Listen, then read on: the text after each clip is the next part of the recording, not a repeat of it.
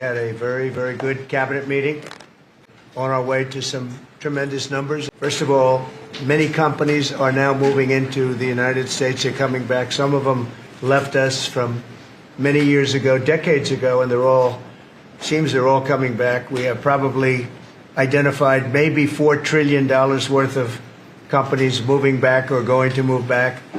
Many of them have announced it's going to be tremendous jobs, high-paying jobs, too. You probably know the chip business, not because of the CHIPS Act, which was a disaster. You gave billions of dollars to companies that already have many billions of dollars. They said, thank you very much.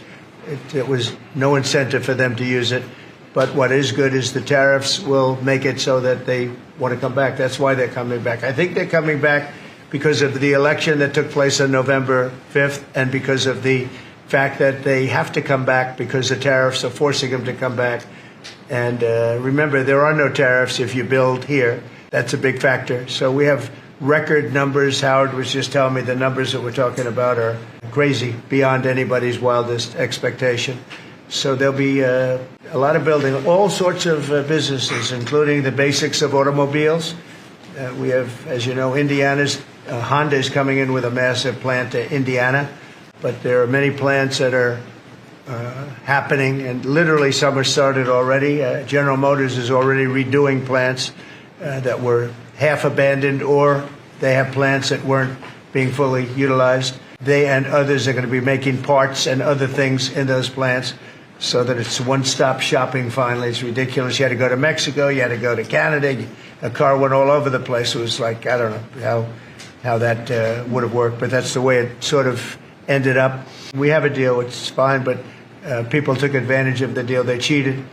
And when you cheat, the deal's unfortunate. But now what's happening is the numbers are beyond our wildest expectations. Yeah, Mr. President, first of all, I think the American people should be proud that we have a president that's promoting peace and the end of conflict on this planet. This is a war that's gone on for 3 years, as you pointed out, that, as you rightly pointed out, would have never happened had you been president, but now it's here. And it needs to be brought to an end. There is no military solution to this war. It has to end through negotiation. And there's only one leader in the world that's capable of bringing the two sides to a table. And that's our president, the president of the United States, President Trump. And that's what he's done.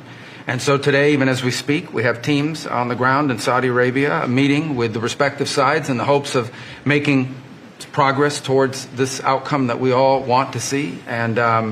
And I think that the country owes you a great debt of gratitude, and the world, really, because, I mean, you're the only leader in the planet that can bring the two sides together to bring an end to this conflict, and that's what you've done, and you've done it despite, impediments from other countries and others who maybe have different opinions about how this should go. But ultimately, I think that the only chance we have for peace is through the president's leadership, and you've shown that, and we hope it'll bear fruit, and today will hopefully be one step more in that direction. I think it won't be that long before the states will be really running the Department of Education. Our teachers are going to be taken very well care of. And I said, personally, I don't care, union, non-union, it doesn't matter. Teachers are so important to this country and to me. And we're going to take great care of our teachers. And I know it's very important to Linda. Yes. So I think you're going to see a tremendous change very quickly having to do with education. And the process has already begun, very strongly begun.